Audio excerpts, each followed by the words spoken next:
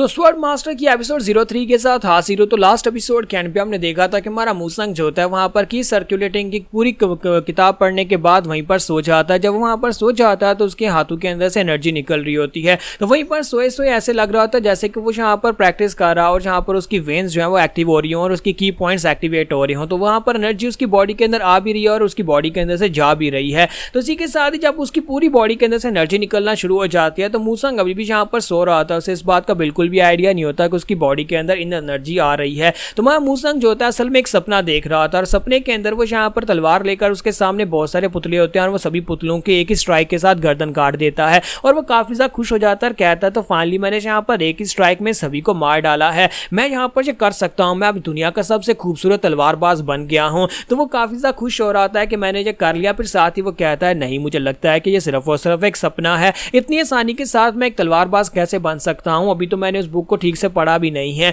फिर साथ ही वो कहता है लेकिन जो भी हो मुझे इस बात की बहुत ज्यादा खुशी हो रही है, चाहे ये एक सपना ही क्यों ना हो, लेकिन सपने के अंदर मैं एक तलवारबाज तो बना। और इसी के साथ ही वो अपने सपने के अंदर ही फिर से वहां पर प्रैक्टिस करना शुरू कर देता है, बार बार अपनी तलवार को घुमाता है, बार बार वहां पर स्ट्राइक लगाता है। काफी ज्यादा खुश हो रहा था कि चाहे ये एक सपना ही है, चाहे यहाँ पर रोज मैं सपने में ही आकर ट्रेनिंग करूं, लेकिन मैं यहाँ पर ट्रेनिंग करना चाहता हूँ, मैं एक तलवारबाज बनना चाहता हूँ। तो इसी के साथ ही फिर सुबह हो जाती है और सुबह के वक्त जब वो उठता है और उठने के बाद बाहर निकलता है और कहता है कि आज रात को मैं यहाँ पर काफी देर से सोया था लेकिन फिर भी मेरी नींद पूरी हो गई, मैं इतना ज्यादा रिफ्रेश क्यों लग रहा हूँ, मुझे ऐसा लगता है जैसे कि मैं यहाँ पर बिल्कुल ऐसे जैसे टाइम पे सो गया था और टाइम से उठा हूँ। मुझे तो यहाँ पर बिल्कुल महसूस नहीं हो रहा कि मैं आधी रात तक वहां पर बैठकर बुक्स को पढ़ रहा था, इतना ज्यादा रिफ्रेश तो मुझे जिंदगी में पहले कभी महसूस नहीं हुआ। तो जब वो वहां पर खड़ा होता है इसी के साथ ही पीछे से दो बच्चे निकल कर आते हैं और भागते हुए से आकर लिपट जाते हैं और कहते हैं ब्रदर मूसंग तुम तो आज यहाँ पर जल्दी उठ गए। तो वो दोनों आकर उसके साथ लिपट जाते हैं। तो मूसंग उनसे कहता है कि मीसो यांग होरैन तुम लोग यहाँ पर क्या कर रहे हो,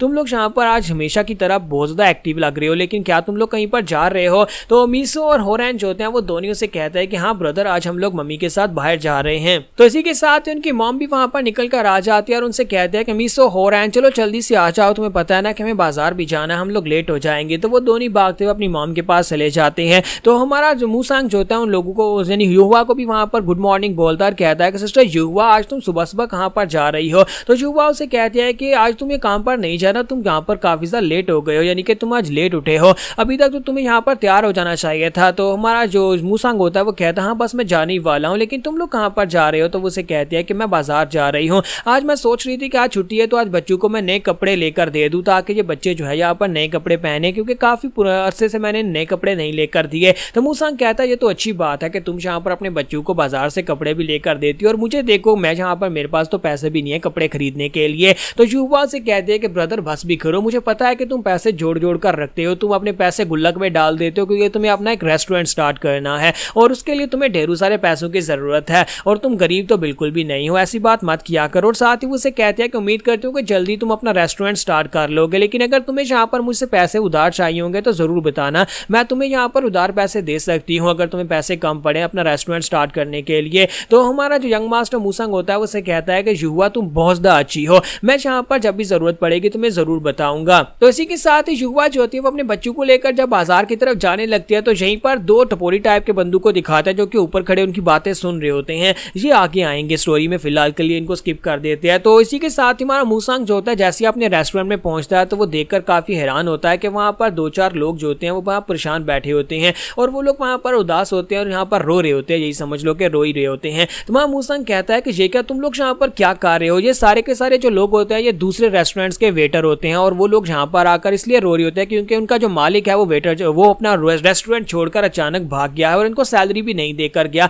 जिसकी वजह से ये लोग यहाँ पर इस रेस्टोरेंट में आकर बैठे उदास हो, उसके साथ आकर अपनी बात को शेयर कर रहे होते हैं। तो वो लोग उसे बताते हैं कि आज हम लोग काम पर नहीं जाएंगे क्योंकि हमारा मालिक भाग गया है। तो उसका ओनर उसे बुलाता और कहता है मूसंग यहाँ पर आओ, ये सभी के सभी लोग यहाँ पर मुझसे पहले उन्होंने बात की, उन्होंने मुझे आकर बताया कि इनका ओनर जो है वो अपना रेस्टोरेंट बंद करके भाग गया है और लास्ट नाइट वो यहाँ पर से भाग गया और सारे पैसे भी ले गया, उसने यहाँ पर लोगों की चीजें भी जो उधार ली हुई थी वो भी लेकर भाग गया और इन बेचारों को उनकी सैलरी भी नहीं दी। इसी वजह से ये बेचारे काफी ज्यादा परेशान है, यानी एक ही रात में इन लोगों से इनकी नौकरी छीन गई, इसी वजह से परेशान होकर यहाँ पर बैठे हैं कि अब नया काम इतनी जल्दी कहाँ से मिलेगा। तो ओनर उसे कहता है कि मूसंग मैं यहाँ पर तुमसे पूछना चाहता हूँ कि अगर मैं यहाँ पर इन सभी लोगों को काम पर रख लूँ तो तुम्हें इस बात से कोई दिक्कत तो नहीं होगी और तुम यहाँ पर इन सभी को काम सिखा दोगे ना, अगर तुम्हारी तरह ये यहाँ पर दौड़ दौड़ कर काम करे तो मुझे यहाँ पर इनसे कोई दिक्कत नहीं होगी। तो मूसंग कहता है क्या तुम इन सभी लोगों को यहाँ पर जॉब पर रखना चाहते हो। तो वो उन सभी की तरफ देखता है कि वो 4-5 लोग होते हैं, तो वो काफी ज्यादा खुश हो जाता है और कहता है हाँ क्यों नहीं बॉस, मैं इन सभी लोगों को यहाँ पर अच्छे से सिखाऊंगा। और अगर मैंने इन लोगों को सिखा दिया, क्योंकि वो अपना फायदा सोच रहा होता है कि अगर ये लोग यहाँ पर मेरी जगह के ऊपर काम करेंगे तो काम जल्दी हो जाएगा और उसे यहाँ पर प्रैक्टिस करने का ज्यादा समय मिलेगा। इसी के साथ ही हमारा मूसंग जो होता है वो उन लोगों को वहां पर मेंटोर करना शुरू कर देता है और कहता है कि यहाँ पर बैठे क्यों हो, जल्दी से उठकर खड़े हो जाओ। हमारे रेस्टोरेंट के सर्वर जो है वो 3 सेकंड से ज्यादा किसी एक जगह के ऊपर बैठते नहीं है, रुकते नहीं है, हमें बस यहाँ पर काम करते रहना है। चलो जल्दी से उठकर खड़े हो जाओ, तुम्हारी नई जॉब आज से स्टार्ट हो रही है और तुम सभी को मेरे नीचे काम करना होगा। तो रात के वक्त हमारा मूसंग जो होता है वहां पर से वापस घर की तरफ चल पड़ता है और कहता है कि हालांकि अब यहाँ पर हम लोग 4 लोग हो गए, लेकिन इसके बावजूद मुझे ऐसा लगता है कि पूरा दिन का काम मुझे अकेले को ही करना पड़ा है। मुझे लगा था कि यहाँ पर ट्रेनिंग के लिए टाइम निकल आएगा, लेकिन ट्रेनिंग के लिए तो टाइम निकला ही नहीं है। फिर साथ ही वो कहता है खैर हो सकता है कि कुछ दिनों के बाद यहाँ पर बेहतर हो जाए, मुझे यहाँ पर टाइम मिल जाए क्योंकि वो लोग भी तेजी से काम करना शुरू कर दें। फिर साथ ही वो कहता है कि पूरा दिन काम करने के बाद पहले तो मेरी बॉडी काफी ज्यादा हैवी महसूस होती थी, लेकिन आजकल मेरी बॉडी मुझे काफी ज्यादा हल्की महसूस होने लगी है। कल रात से ऐसा हो रहा है, कल सुबह में रिफ्रेशिंग था और आज यहाँ पर मेरी बॉडी भी काफी ज्यादा हल्की लग रही है। ऐसे लगता है जैसे कि मैं एक पंछी की तरह हवा में उड़ सकता हूँ। मां मूसंग कहता है कि चलो जल्दी से घर चलते हैं और जाकर प्रैक्टिस करना स्टार्ट करते हैं। और साथ ही वो सोच रहा होता है मैं याद ही नहीं रहा, मुझे एक तलवार लेनी थी, एक लकड़ी की तलवार खरीदनी थी ताकि मैं उसके साथ प्रैक्टिस कर सकूं। तो जैसे ही वो थोड़ा सा आगे बढ़ता है उसे एक लड़की के चिल्लाने की आवाज आती है। तो मूसंग कहता है कि ये क्या है, तो एक लड़की के चिल्लाने की आवाज है। लेकिन फिर साथ ही उसे वहां पर और आवाज आती है, लड़की कहती है कोई कोई तो यहाँ पर मेरी मदद करो, प्लीज यहाँ पर मेरी मदद करो।